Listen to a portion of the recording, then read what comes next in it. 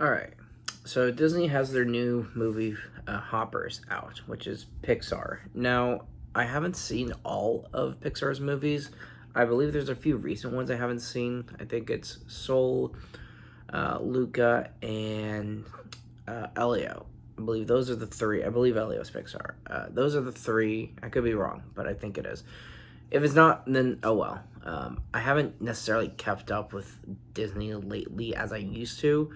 So if I were to compare Hopper to some of the older Pixar stuff, ones that I would consider my favorites, I don't think Hopper's would be amongst the top of the list. I don't think it's one of my favorites, but it's far from the worst. Uh, Aside from the fact that the trailer even makes fun of the fact that it's sort of similar enough to Avatar to be compared to it, I think is a bold swing for them, especially since Avatar has made so much money just as a franchise.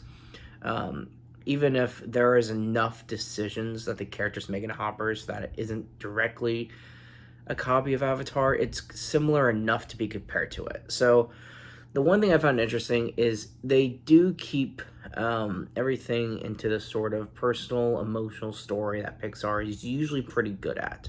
Where this character, Mabel, her grandmother passes, they have this little sacred spot of the pond, and now the city's being built, so creatures aren't coming to the pond, and she's trying to save the pond. It's sort of this easy to grasp story for children to absorb. It's nothing too complicated. It's not over the top. It's just something simple, which I like. I like it when they keep it simple.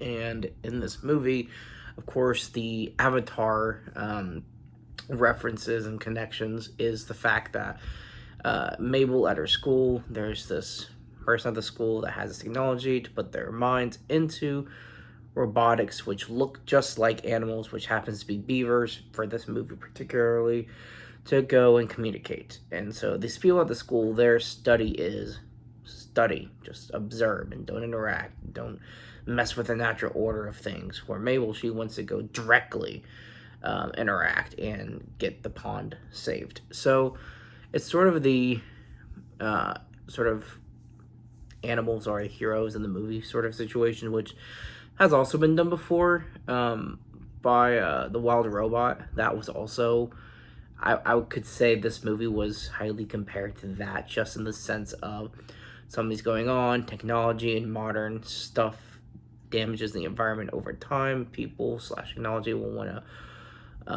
mess with the order of things, so animals have to end up fighting back. That's what happens in the Wild Robot. That's what happens in this movie toward its end.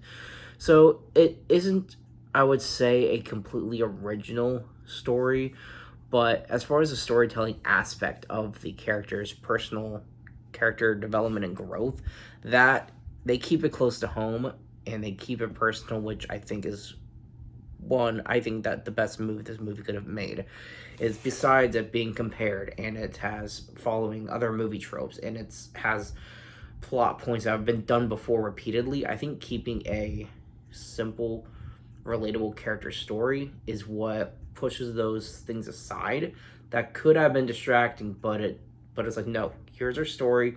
Yes, these are little fun things on the side, but this is our story. So I think that worked. Now, the thing for me that sort of I found awkward is I didn't really find this movie funny at all. There's a lot of jokes that this movie makes, and so I know two arguments you could probably make. Is I'm an adult. This movie isn't for me.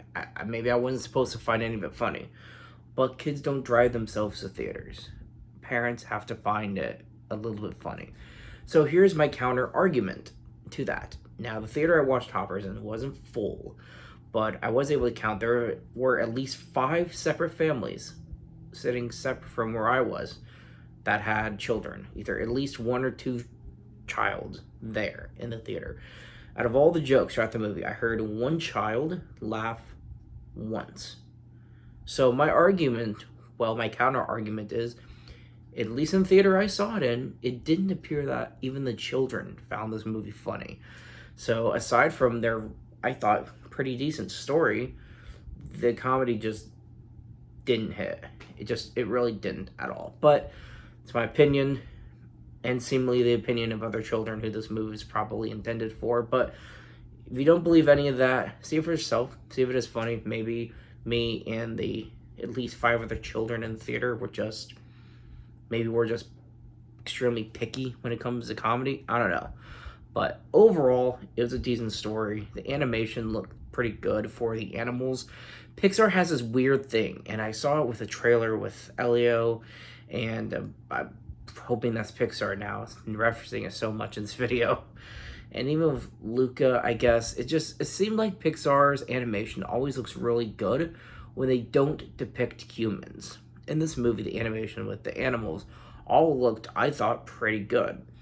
But then the humans, it just looks clumpy. I don't know how to describe it. It just looks like they took this clay and molded into something that looks good enough for the visual of a human in a movie. I don't know. It's just always been something I nitpick about Disney and Pixar, even though they both sort of make their own things, but they both work together. Just those movies in general, I've just always thought humans are depicted awkward in movies. But maybe that's just me being a little too critical, but yeah, overall, good story. Check it out for yourself.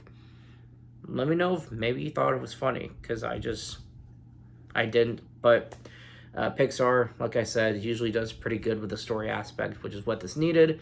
And that part was good enough to make the rest of the movie that I didn't care for. It pushed it all aside and made it almost irrelevant because the story was really good. So, thanks for watching. Keep it digging. Until next time.